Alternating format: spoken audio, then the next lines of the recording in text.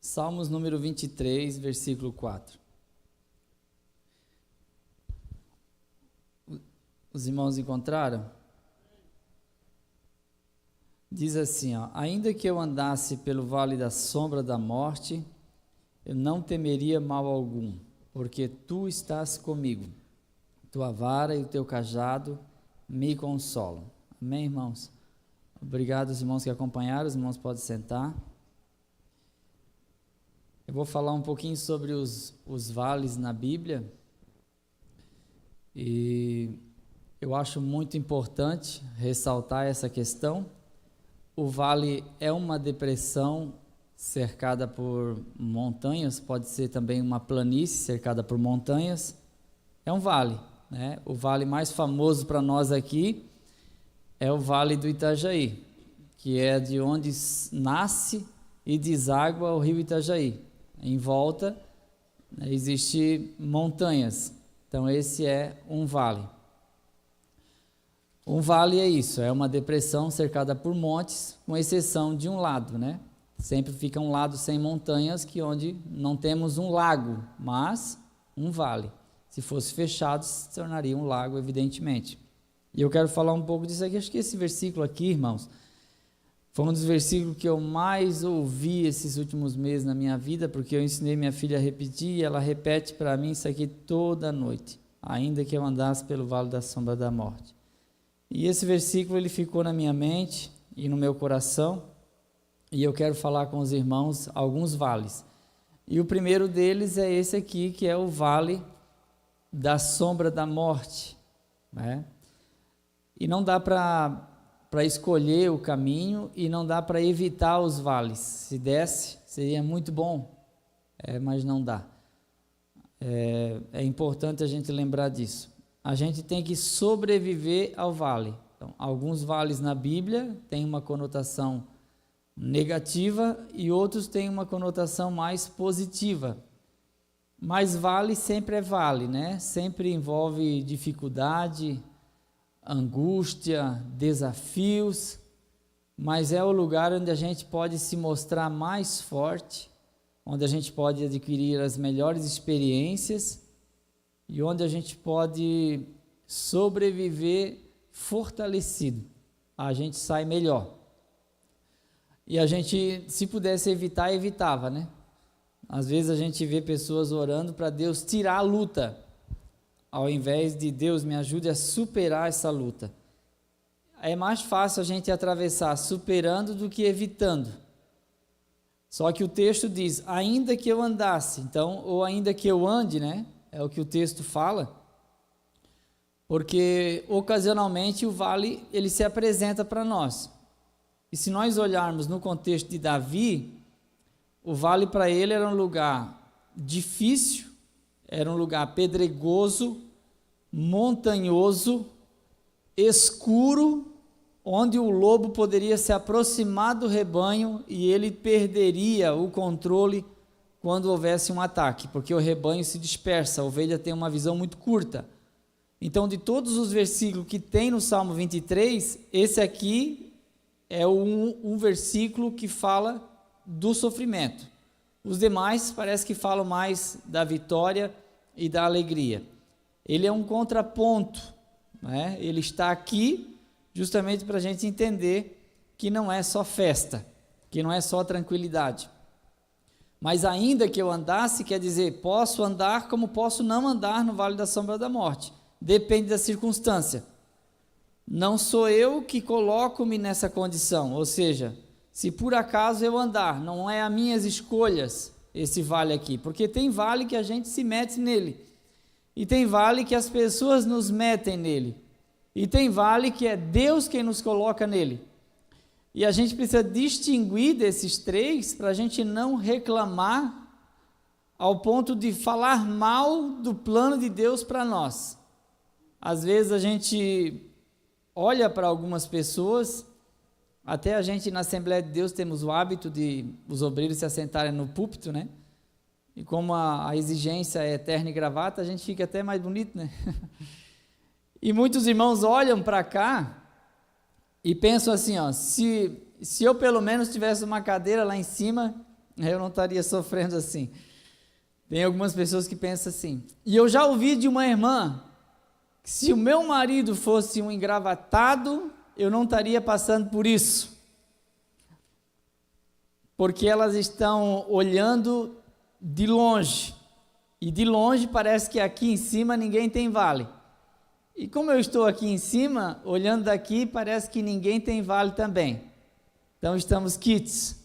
O púlpito só é alto para ficar melhor para os irmãos verem. Não quer dizer que a gente é maior e nem melhor, tá? Então descansa o teu coração. Tem vale para mim, mas vale para você também. Não que eu seja um invejoso e queira que você sofra porque eu sofro, mas é inevitável, ainda que eu ande pelo vale da sombra da morte.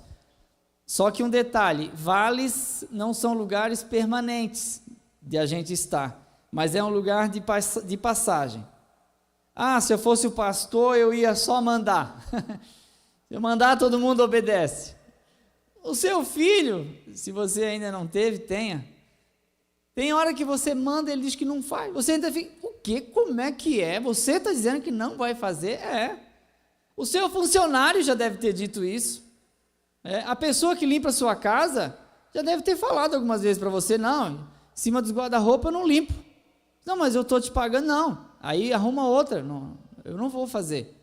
Então não tem como você achar que se tiver numa condição de mandar, não vai sofrer ou não vai ter vale.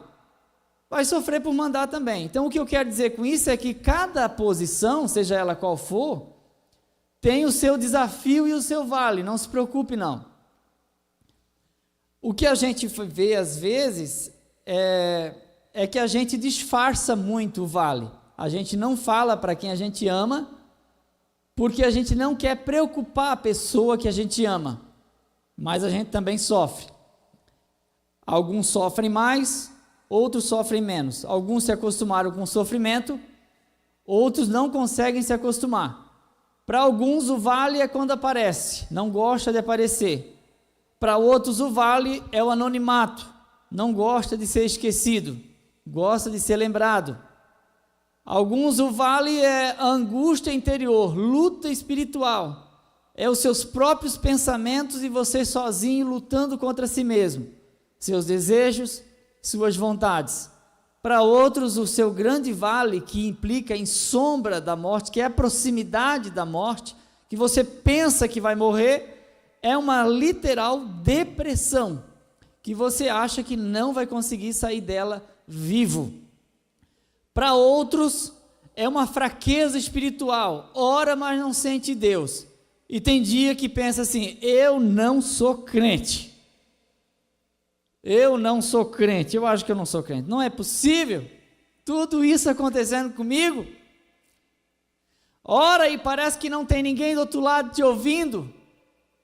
Mas o grande desafio de ser crente é continuar sendo quando a sensação é de que você está sozinho.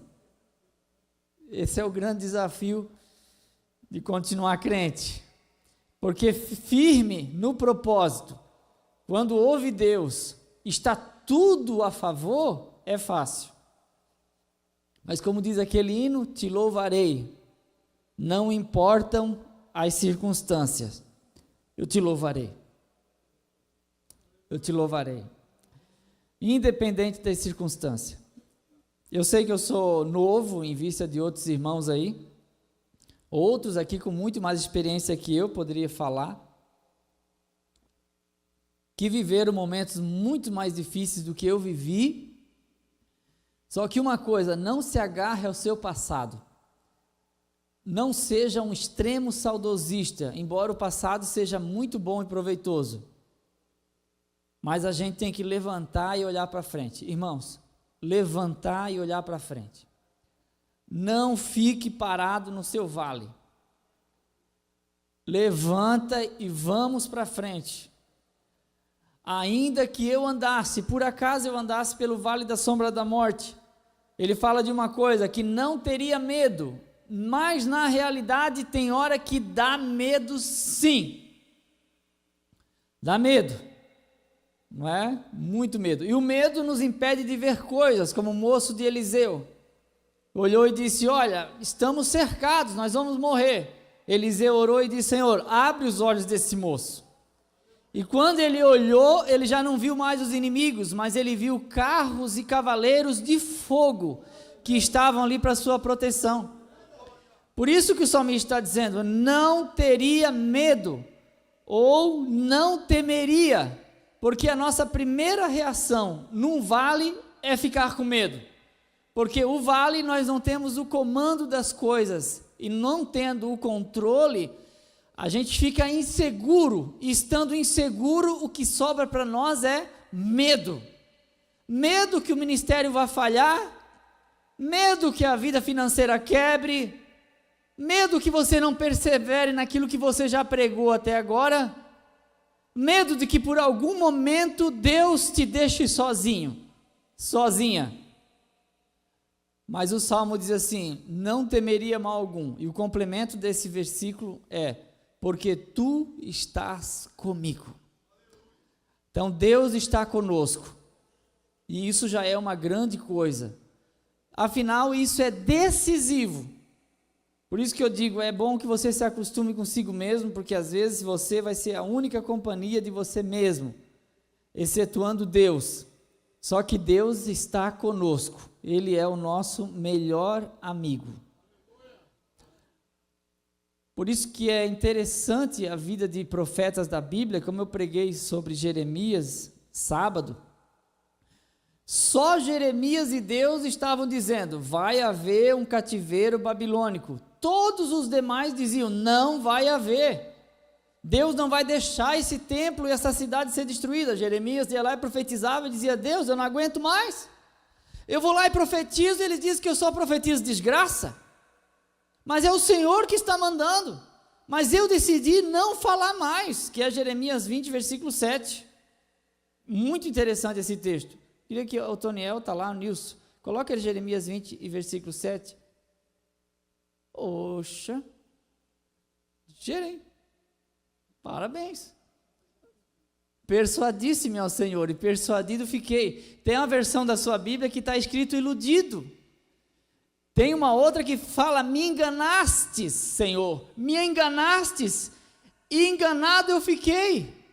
Mais forte fosse do que eu e prevalecesse. Eu lutei contra a tua vontade, porque eu tive medo do vale, do que iam falar e da reprovação. Irmão, lidar com a reprovação é outra situação que é um vale para nós. Coloca o 8, Nilson.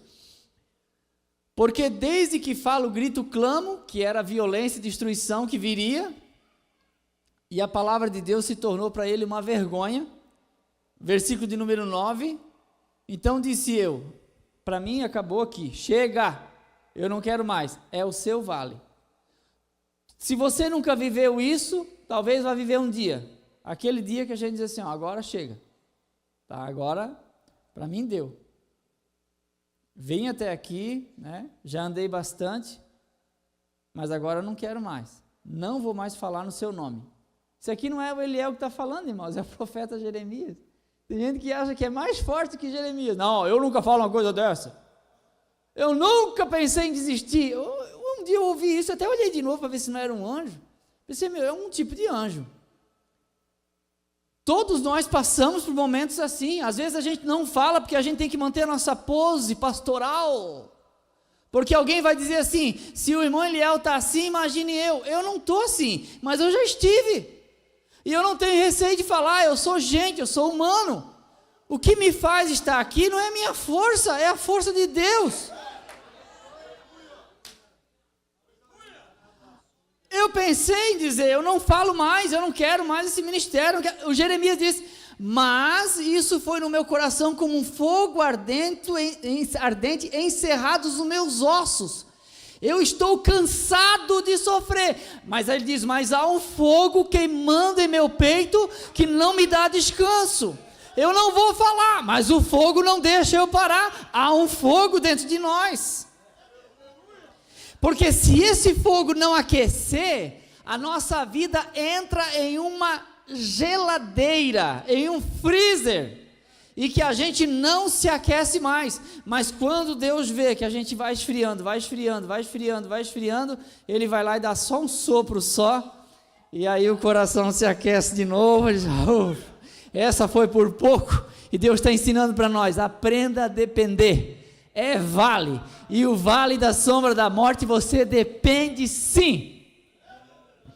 Não tem homem forte e poderoso. Todos nós vamos uma hora dizer para Deus: eu dependo. Tem um hino que diz assim: quero ser como criança, te amar como tu és, voltar à inocência e acreditar em ti. Mas às vezes sou levado pela vontade de quê? Pela vontade de crescer, me dependente, e deixo simplesmente crer.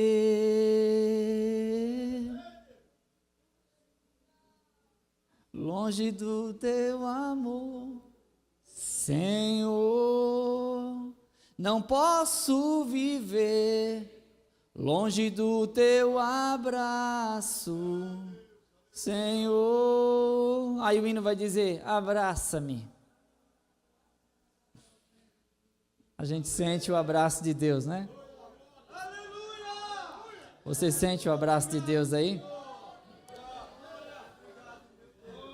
E às vezes a gente é levado pela vontade de crescer.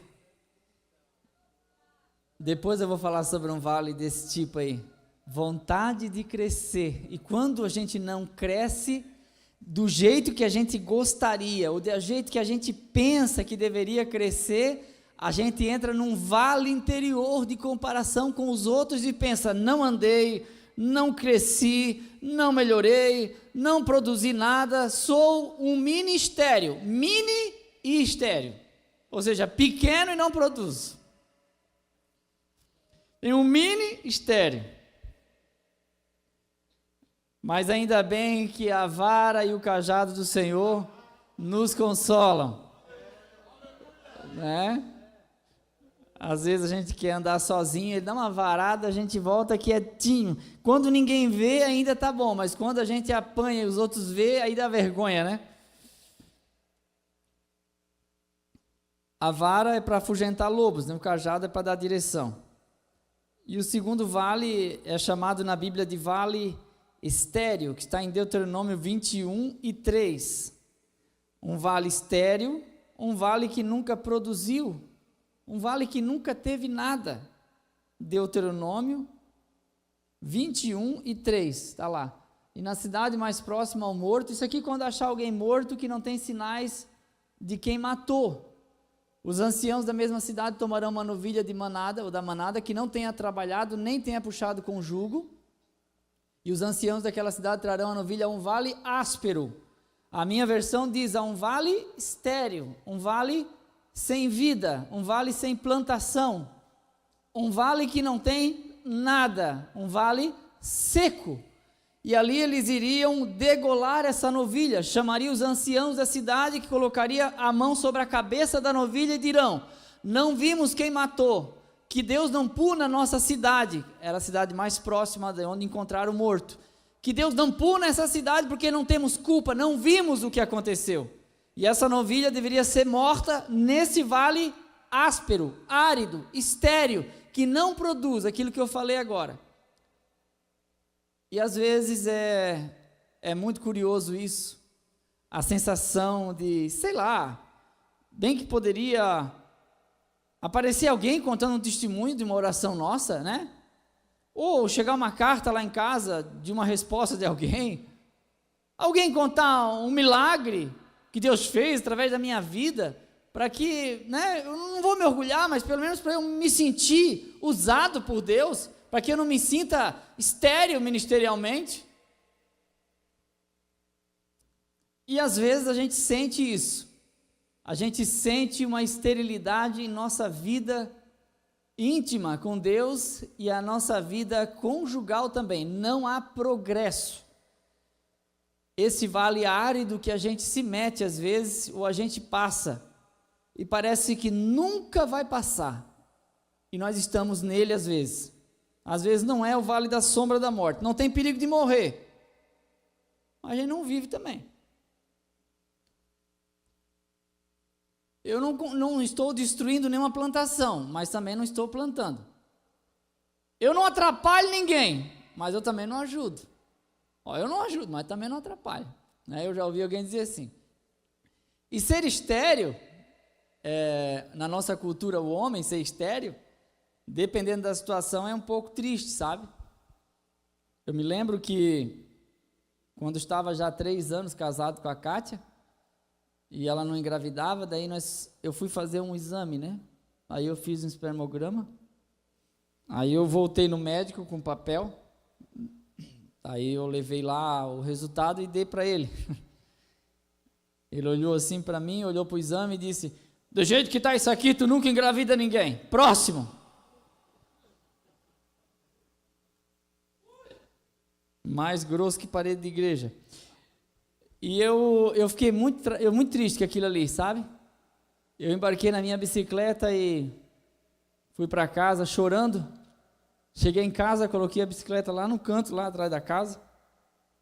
Aí entrei pela porta, pastor Silas, olhei para a Kátia. Kátia tinha 21 anos, na época eu tinha 22 mais ou menos. Eu disse assim: minha filha, casasse com o homem errado.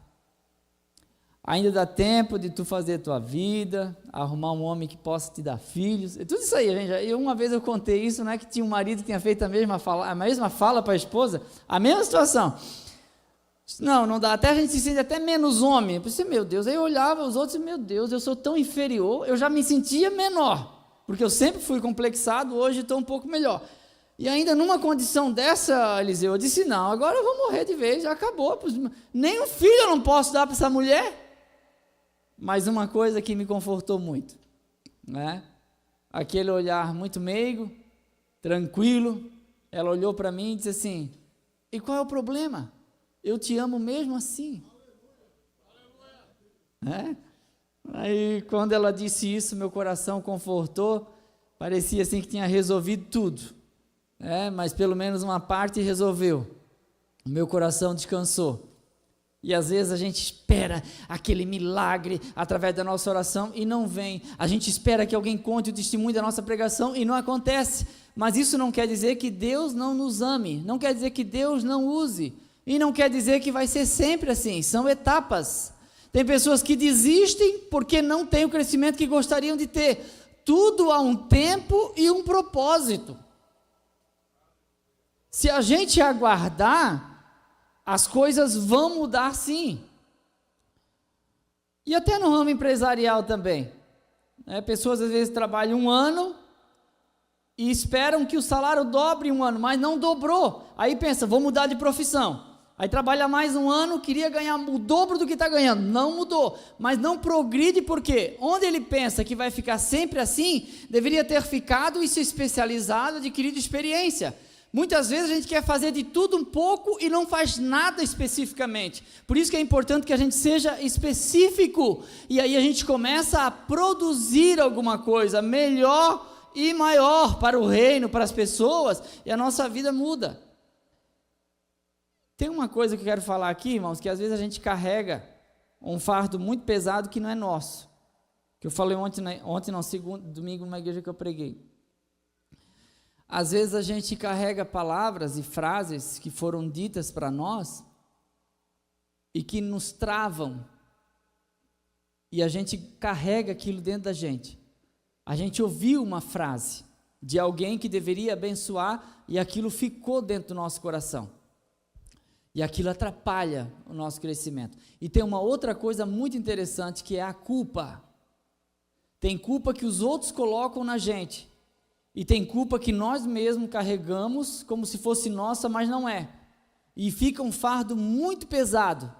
E aí você não progride, porque o campo está árido, está áspero, está estéril, porque o seu coração não está curado. O coração precisa estar curado. Perdoe, vira a página, pelo amor de Deus, acabou a situação, vira a página e seja livre. Deixa Deus curar seu coração. Eu não sei se o que você carrega é da sua mãe, é do seu pai, mas tem muito isso. A minha mãe disse que eu era uma praga, que eu era uma peste, que ia me devolver não sei para quem. Situações e situações.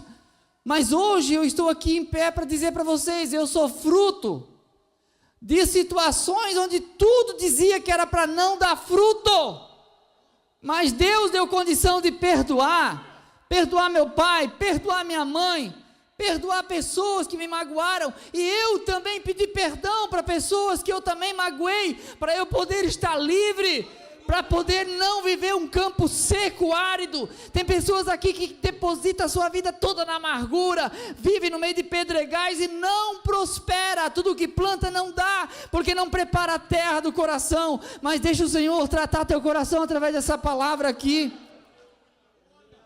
Às vezes a parte complicada da sua família veio hoje, e aí nós culpamos a família, culpamos o esposo, culpa a mulher, culpa os filhos, mas será que não sou eu?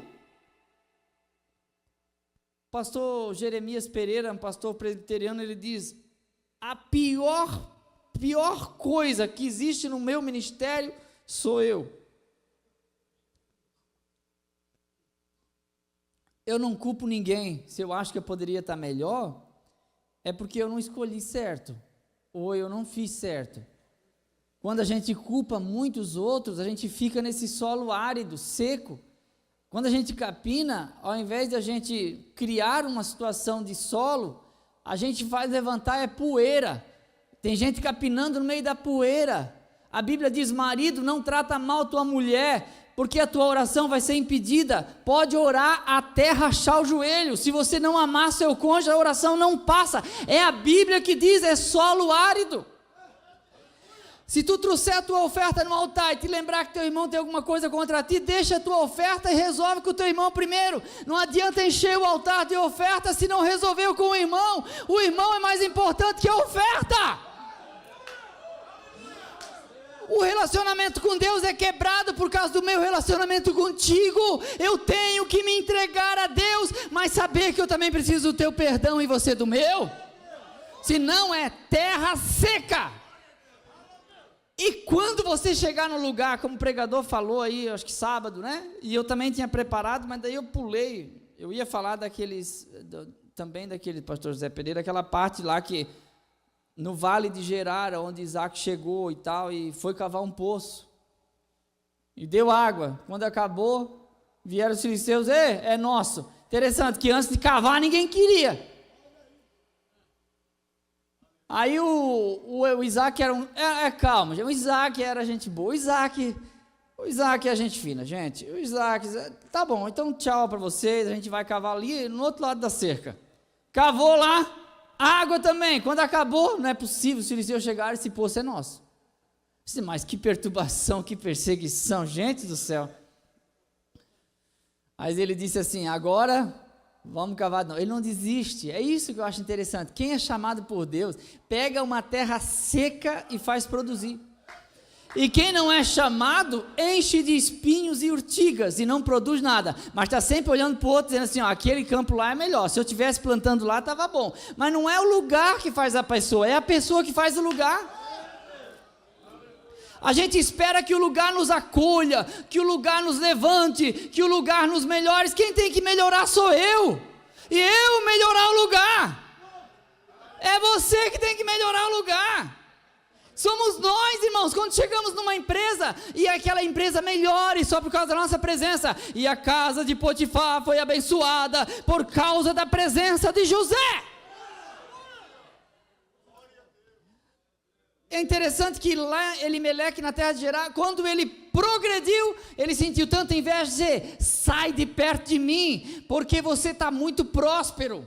Numa terra que todo mundo fugia, Deus diz para Isaac: semeia nesse lugar, investe nesse lugar. Tem pessoas que você quer abrir mão, e Deus está dizendo: investe nele, investe nela, dê uma oportunidade, dê uma chance. Acredite no outro. Às vezes ele não acredita na pessoa. Não acreditar em mim, ou não acredita em ninguém. Mas você mereceu a confiança, porque você melhorou. E é bom quando as pessoas dão uma chance, né? E às vezes a gente é muito invejado, né? E a gente quer parar porque está sendo invejado. Mas é bom continuar. O Vale de Escol, E é Números 13, 23, por favor. Números 13, 23. Números 13, 23. Depois chegaram até o vale de Escol, e dali cortaram um ramo de vide com cacho de uvas, o qual trouxeram 2 homens sobre uma vara. Eu não acredito que seja por causa do peso. Tem uma versão que colocou peso, mas eu prefiro essa versão aí. Eu acredito que é por causa do cuidado. É um cacho de uvas, ele é relativamente grande, mas eu não acredito que fosse o peso, por isso que precisou, talvez, o cuidado. Certo? Tem gente que exagera, não, precisou de 2 homens para levar porque era muito pesado. Mas ali não fala peso. Coloca o 24, por favor. Chamaram aquele lugar Vale de Escol, por causa do cacho que dali cortaram os filhos de Israel. Isso aqui, irmão Nilson, irmãos obreiros aqui, com todo carinho, é uma amostra do que eles iriam experimentar, pastor Marcionei, quando eles chegassem na terra prometida. Esse cacho ali é isso. Então esse vale é aquele vale que Deus, antes de completar tudo, ele mostra um pouquinho. Ele vai lá e chama a gente num cantinho, pastor Sérgio, e diz, vou mostrar para ti, vai ser assim. E a gente tem que ficar quietinho. Porque às vezes a gente alarma muito. Onde é que acharam esse ouro? Essa semana aí o homem começou a fazer um vídeo lavando uma pepita de ouro. Eu vi a semana passada.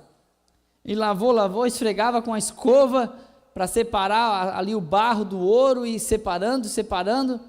Ele nem conseguiu vender, mataram ele. Assassinaram ele. Por isso que eu gosto do Eliseu, sabe? O Eliseu. Você sabia que Deus vai tomar teu senhor de sobre a tua cabeça? Ele assim, eu sei, mas fique inquieto. Ali, gente, tinham vários grupos de 50 filhos dos profetas, tudo esperando a capa de Elias, tudo esperando. Aí o Elias, Senhor me enviou até do outro lado do Jordão, fique aqui. O Eliseu diz, tão certo como vive o Senhor, viva a tua alma, não te deixarei. Eles estavam tão grudados, que a carruagem teve que passar para separar os dois ali, eu acredito que sim, né? Para separar os dois, e Elias foi levado, e Eliseu foi deixado. Mas por quê? Porque ele sabia dizer, fica quieto, tem coisa que é para nós. A viúva, quando for receber o azeite, o Eliseu disse para ela, entra na tua casa e fecha a porta sobre ti e teus filhos, pronto. Tem bastante vaso? Tem, enche os vasos e fica para... Tem coisa que é para nossa família, tem coisa que é para seus filhos, tem coisa que é para os seus netos, tem coisa que é para o seu ministério. Não, mas eu tenho que falar. Não precisa falar. Tudo que Deus dá para nós, uma hora vai brilhar e vai aparecer. A Bíblia diz ainda que não se pode esconder uma cidade edificada sobre os montes, e não se acende uma vela e se coloca debaixo do alqueire, mas se coloca no velador. Se Deus quer que você brilhe, ninguém vai apagar o seu brilho, mas não brilhe antes do tempo, porque vão apedrejar a sua lâmpada. E a lâmpada não está acesa o suficiente para aguentar o vento. Por isso que há um tempo e uma hora. Cresça para depois aparecer. Primeiro cresce e depois aparece. Se você primeiro aparece, você não cresce. O Vale de Escol é uma partezinha só. E eles voltaram para o arraial, mostraram o cacho, disseram para aquelas pessoas que haviam ficado no acampamento Cades Barneia, fomos até lá, a terra é boa, está aqui a uva, todo mundo viu, e preferiram acreditar nos 10 que disseram assim, é uma terra que mata seus moradores e devora eles. Éramos aos olhos deles como gafanhotos, nem eles disseram nada, foram os próprios espias que disseram, nós aos olhos deles, tipo assim, eles estão olhando para nós, estão dizendo assim, é uma barata aí que esse tempo eu estava pregando numa igreja, tinha uma barata aqui, andando aí, o irmão saiu de lá, pisou em cima, pronto, o culto continuou. Então eu fiquei lembrando disso aí, porque eles achavam que era isso. O problema é quando a gente não conversa com a pessoa, e aí a gente diz assim, essa pessoa não vai com a minha cara. não gosta de mim. Irmão, não é porque não te bajula que te odeia. Para de ser desconfiado. E ao contrário, tem gente que te bajula, mas no fundo não gosta. Mas aqui, parece que não vai com a minha cara. Como é que você sabe? Você conversou com o irmão? A Bíblia diz: o homem que for bom diante dele, até seus inimigos ele faz que tenha paz. Vale de Escol, um pouquinho da promessa. Mesmo assim eles disseram: não vai acontecer nada disso. Nós vamos morrer, vamos apedrejar Moisés já. Se Deus não intervisse, morreria Caleb, Josué e Moisés ainda. Mas Deus interviu, graças a Deus. Interviu, e o que valeu foi o relatório de espias, dos dois. Eu acho muito legal a história do Caleb, porque Caleb, se os irmãos olharem lá em Gênesis, Deus falou para Abraão que Deus daria para Israel a terra do Quenezeu. E quando a gente vai ler sobre Caleb, que ganhou a melhor parte da terra prometida, que é a terra de Hebrom, ele recebeu de herança, porque ele foi fiel, ele era um Quenezeu. Caleb era Quenezeu. Deus disse: eu vou tirar todos os quenezeus de lá, menos um, porque esse aqui é gente boa. Aquela moça do Novo Testamento, a senhora que fazia roupa lá, a Dorcas, né? Ela ia ser enterrada. Ela só não foi enterrada porque ela era muito gente boa. Ela assim: ó, Pedro está na cidade, meu Deus, vamos lá, chama ele para orar por ela, porque ela é muito gente boa, ela não pode morrer. Se fosse outro, não vamos enterrar, senão vai ressuscitar, vamos enterrar. Enterra logo. E as mulheres, quando foram falar com Pedro, já levaram os vestidos que ela fazia de graça. Aí disseram: não, essa mulher tem que ficar mais um pouco aqui para costurar. E era só agulha e linha que ela usava. Eu acho que às vezes a gente quer muita coisa para marcar presença. A gente precisa fazer algo bom. A gente precisa às vezes só abraçar. Só estar perto, só estar do lado, estar junto, já marca a vida da pessoa. Eu tenho mais um vale aqui, irmão, tem dois, mas é 9:15. Eu vou falar mais um, se der tempo falo dois. O Vale dos Refaíns, 2 Samuel 5. 2 Samuel 5. Então todas as tribos de Israel vieram a Davi em Hebrom. Deixa aí, só que isso aí é o começo do assunto, até pedi para colocar aí, porque aqui fala como que Davi se torna rei. Todas as tribos de Israel vieram a Davi em Hebrom. Ele já era rei em Hebrom por 7 anos e meio. Mas ele iria se tornar rei sobre todo Israel por causa de uma promessa de Deus. Só que ele não tinha ascendência real. Davi não tinha. Ele ficou 14 anos aproximadamente fugindo para não morrer nas mãos de Saul. Chegou o dia que Saul morreu sem ele precisar matar. Eu sempre digo o seguinte: Deus tem uma promessa na tua vida, não ore para Deus matar ninguém que está na tua frente, deixa a pessoa vivendo, porque tudo tem um tempo e um propósito. Davi fez isso. Chegou esse dia. Eis-nos aqui, somos teus ossos, tua carne. O versículo 2, Nilson, por favor. E também outrora sendo, a história de Davi. Quando Saul era rei, eras tu que saías e entravas. Também o Senhor te disse, a primeira coisa que você fez, e segundo o que o Senhor falou. Eu acho, não sei você, mas eu me emociono só com a simples leitura da Bíblia. Não é bonito isso aí, irmão? Olha para isso aí. O Senhor te disse: tu apacentarás o meu povo de Israel, e tu serás príncipe sobre Israel. Foi Deus que falou. O que Deus falou não pode ser anulado. Você está pensando uma porção de coisas sobre o que Deus disse, porque você está comparando com o que os outros disseram. Eu pergunto para você essa noite: o que foi que Deus disse? O que foi que Deus falou para você? Deus falou com você, você tem certeza? Foi Deus que te chamou? É Deus mesmo? Pronto, pastor Travas, descansa.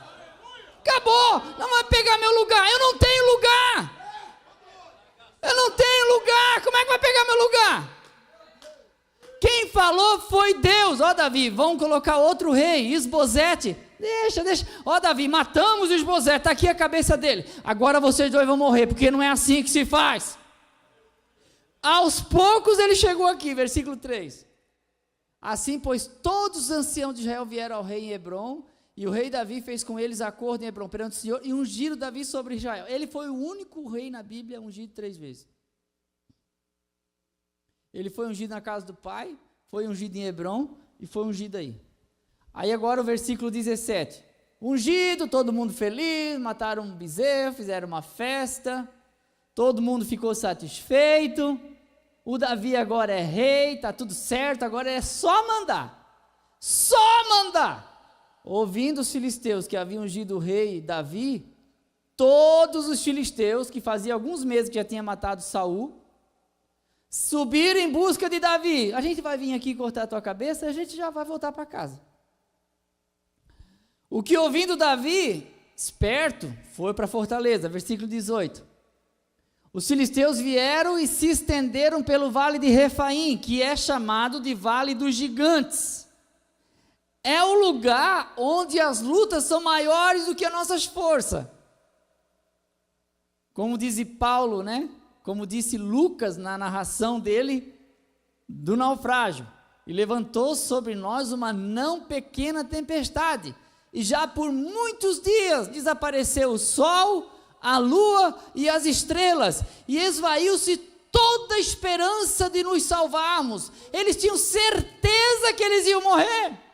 Mas Deus falou para Paulo: não temas, Paulo, porque assim como testificasse em Jerusalém, importa que tu testifiques também em Roma. Ninguém vai morrer nesse navio, o navio vai quebrar, mas todo mundo vai se salvar.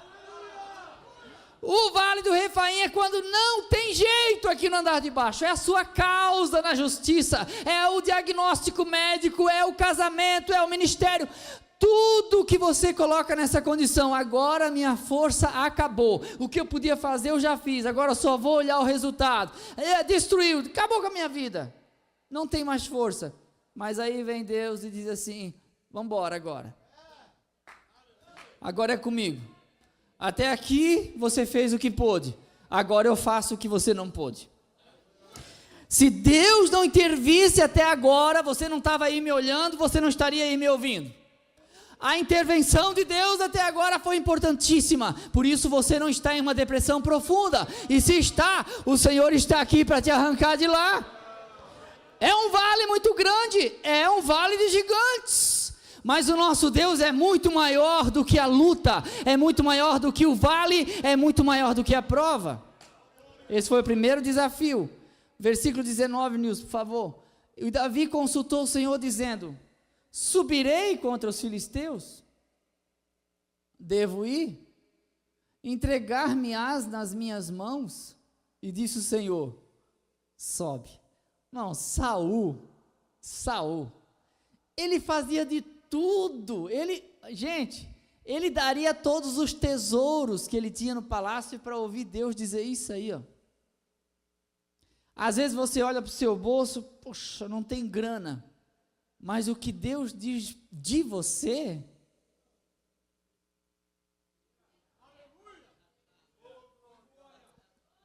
o quanto que Deus cuida, você não sente o cuidado de Deus? Não é o quanto você sabe pregar, o quanto Deus tem cuidado, você saber que Deus tem cuidado, porque certamente entregarei os filisteus nas tuas mãos, versículo 20, então Davi foi a Baal-Perazim, e feriu-os ali, e disse: rompeu o Senhor os meus inimigos diante de mim, como quem rompe águas, por isso chamou o nome daquele lugar Baal-Perazim, versículo 21, e deixaram ali os seus ídolos, e Davi e os seus homens os tomaram, versículo 22, e os filisteus fizeram o quê? Tornaram a subir, lá vem eles de novo. Às vezes é assim, você mal se levantou de uma, aí vem outra, aí você pensa assim: aquela ali eu escapei, agora essa, não sei não, parece que é maior.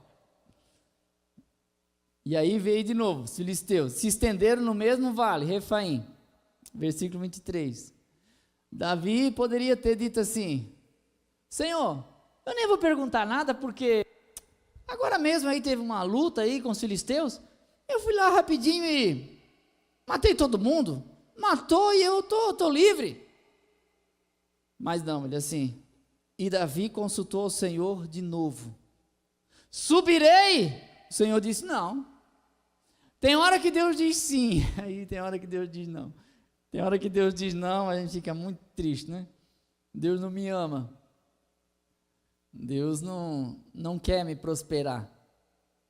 Mas na verdade Deus está dizendo, não subirás, rodeia por detrás, surpreenda. Olha a estratégia, surpreenda. A primeira delas, ore de novo. Nunca pense, porque Deus respondeu a oração, eu não vou perguntar mais, porque Deus já sabe, Ele já quer isso, eu só vou fazer porque afinal, mas é lógico, eu vou perguntar para quê? Consulte sempre, pergunte sempre, porque a estratégia de Deus, ela muda, de acordo com cada batalha, a estratégia de Deus muda, e quando a gente está ligado nele, é muito importante, porque a vitória é certa, não ande com as próprias pernas. Eu quero dizer assim aos irmãos, aos obreiros, e que às vezes a gente passa um momento de sequidão, né? Às vezes sequidão, porque a gente quase não prega às vezes, e pior, sequidão quando a gente prega e acha que não quebrou um ovo. E pior, quando a gente não quebra um ovo de verdade e a esposa fala pra gente ainda, né? Tu estava feio hoje, hein? Hã? O que foi aquilo? A Kátia falou para mim, judiou. Preguei todo empolgado, cheguei dentro do carro. O que foi aquilo? Disse, aquilo o quê? Meu Deus, tu sempre pregou melhor. Tem dia que não flui. Tem dia que não rende. Não estava na unção, não tem jeito. E aí a vontade que dá é essa mesma. E quantas vezes a gente veio para o culto com uma mensagem pronta e outra pessoa pregou a mesma mensagem que estava prontinha nossa. E a gente vai para casa e pensa assim, puxa, podia ser eu. Tudo acontece. Tudo acontece. Ah, mas eu botei tanto tempo a minha mensagem no óleo, mulher, que azedou no óleo. Só que não deixe de organizar tudo. Né? Como eu falei esses dias, Pedro era um pescador experiente. Jesus, um pregador experiente. Um pescador experiente pescou a noite toda, no melhor horário, e não pegou nada. Mas está na praia lavando a rede, tirando alga viva, tirando algas e tocos de árvore que vem na rede, limpando a rede. E escutando a pregação do pregador que está ali, e pensando, pregar é fácil, quero ver pescar. Sabe falar, quero ver vir aqui me ajudar a lavar a rede. E ele resmungando consigo mesmo, o pregador vira para ele e diz, ei, empresta teu barco para acabar a pregação, que o povo está me empurrando para a água, eu preciso me sentar dentro do barco. Aí ele vai lá, empurra o barco para a água, cansado, talvez 9h30 da manhã, 10 horas, sem ter pegado nada, porque a pior canseira do pescador não é ter ido pescar, é ter ido pescar e não pegar nada. Quando a gente vem embora sem pescar nada, parece que a gente está mais cansado do que quando pega. E aí fica ali resmungando, está pregando, beleza. Aí quando acaba a pregação, Jesus olhou para o Pedro experiente, pescou a noite toda, diz assim, volta para o mar. Quê? Volta. O que eu já pesquei a noite, ele falou isso, eu já pesquei a noite toda, aqui eu pesco desde criancinha aqui, de dia não pega, mas é à noite, mas tá bom, porque mandas, ele disse, porque tu mandas, eu vou fazer isso, mas a minha vontade não é fazer não, mas só que uma vantagem ele tinha lavado a rede, por isso que eu digo, deixa a sua vida pronta. Porque quando Deus disser assim, ó, é agora, acredite no que eu estou pregando, acredite, se tivesse a rede toda enlosada, toda bagunçada, jogada num canto com relaxo, sem capricho nenhum, joga a rede, não tem rede, ela está uma bagunça, não, mas está arrumadinha, vamos embora, vamos, segundo a tua palavra, eles pescaram tanto naquela pescaria, que eles... E o mais curioso é que o barco ia, olha, dificilmente alguém pesca ao ponto do barco quase afundar. e as redes se rompiam, precisaram de ajuda, chegaram na praia, a melhor pescaria de Pedro, nunca tinha pescado tanto, e Jesus olhou para ele e disse, deixa tudo e vem.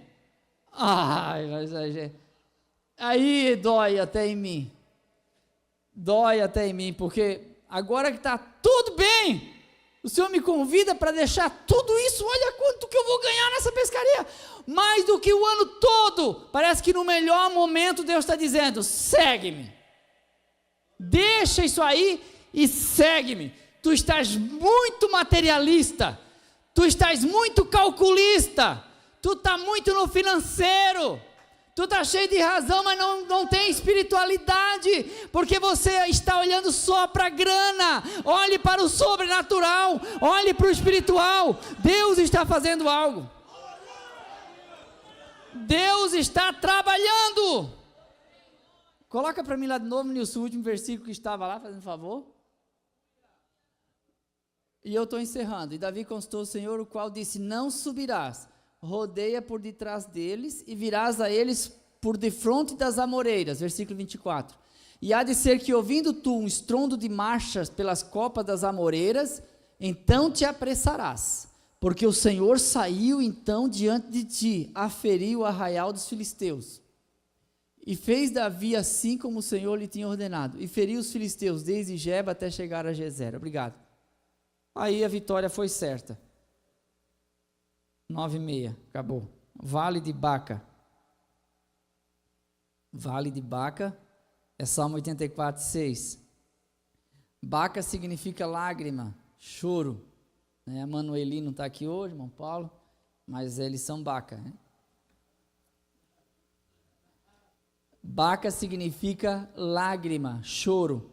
O texto diz, quando passando pelo vale de Baca, faz dele uma fonte, a chuva também enche os tanques. O que tem um mistério nisso aí, irmão? Sabe por quê? Porque nesse vale, dizem que havia uma grande plantação de bálsamo, e o bálsamo, ele recebe a umidade da noite, e ele libera o excesso pela ponta das folhas. Eu não sei se os irmãos já tiveram bálsamo plantado, eu já. O bálsamo em plantinha, tem uma folhinha gordinha, tem um tipo de bálsamo que é gostoso, dá para comer in natura, é bom. E essas plantas gotejavam, então eles pensavam que a planta chorava de noite. Por isso que eles chamavam de vale da lágrima, do choro, vale de Baca. Só que diz aqui, faz dele uma fonte. Por quê? Porque quando chegava no vale de Baca, os peregrinos que iam a Jerusalém adorar, porque o Salmo fala do amor à casa de Deus. Mais vale um dia nos teus atos do que 1000 dias em outro lugar. É o que diz o Salmo 84. Até a andorinha e o pardal encontrar lugar para si. É isso que diz o Salmo. Mas quando ele fala que chega no vale de Baca e faz dele uma fonte, quer dizer, o transbordar da alegria ao ver essas plantas em Baca demonstra que logo ali na frente é o templo, que valeu a pena a caminhada, porque eles já haviam chegado na casa de Deus. Então aquelas poucas gotas de água eram uma fonte de água viva a transbordar o seu coração. Não é pelo tanto que você tem, é pelo quanto que você valoriza o que já tem. Que às vezes a gente quer um sinal sobrenatural, mas às vezes um par de sapatos já é um sinal. Uma palavra pregada, ensinada já é um sinal. Você quer mais o quê? Não, eu estou esperando um anjo descer. Que anjo descer? Tem pregador, tem ensinador, tem profeta, tem gente usada por Deus, e está dizendo para você, está no vale de Refaim, o Senhor é maior do que os gigantes. Está no vale de Baca, pode chorar, mas essas lágrimas, elas são fontes que vão descedentar a sua sede da alma, e a sua alma vai estar sedenta, farta desse gotejar de Deus. Eu queria parar, mas tem que parar. Pastor Calinho, passo para o senhor, vamos colocar em pé, vamos orar então.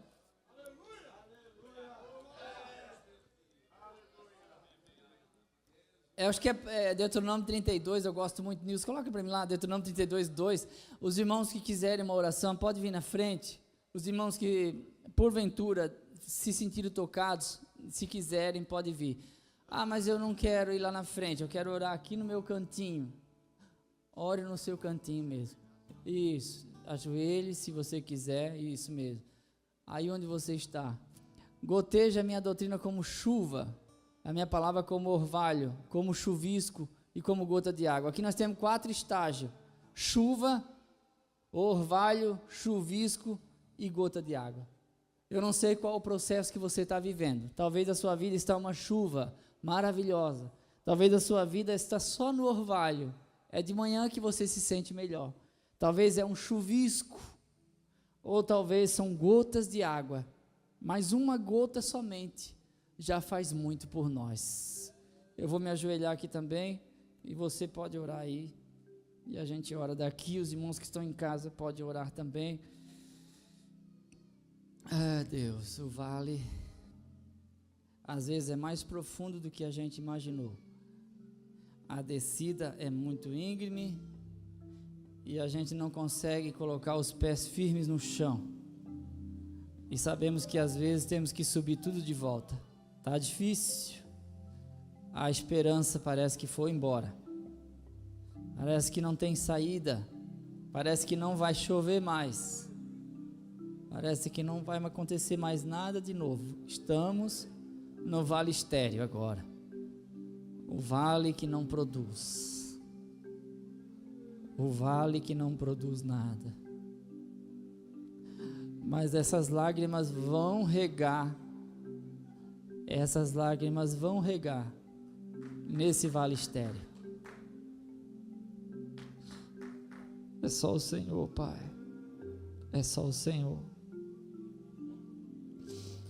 Tudo isso é para mostrar que a gente é pequeno, Deus. Aqui estamos. Somos pequenos, sim. O Senhor trouxe nós até aqui para mostrar quão dependentes somos. Tá bom. Somos dependentes, sim. A nossa estrada, a nossa história foi confeccionada pelo Senhor. Se o Senhor não for estar ao nosso lado, tudo tinha acabado já. Por isso eu clamo a Ti, a igreja ora a Ti, Pai, para que esse vale do Refaim possa ter o seu final através da nossa consulta. Senhor, irei contra eles ou darei a volta? Ou quem sabe é o vale de Baca, está chegando. Ou o vale de Escol. Olha só o milagre no meio desse deserto. Olha isso, o Senhor mandou plantar aqui. Ó Deus, pega o nosso barco emprestado, Senhor, para acabar essa pregação. Essa pregação é só o começo, ela vai para casa, ela vai para o dia de amanhã. Pegue o barco emprestado, porque a gente se acha tão importante dentro do nosso barco, mas agora ele é todo seu, Senhor, pode usá-lo. Agora guia a nossa vida. Oh Pai, em nome de Jesus. Em nome de Jesus. Em nome de Jesus. Obrigado, pastor Carlinhos.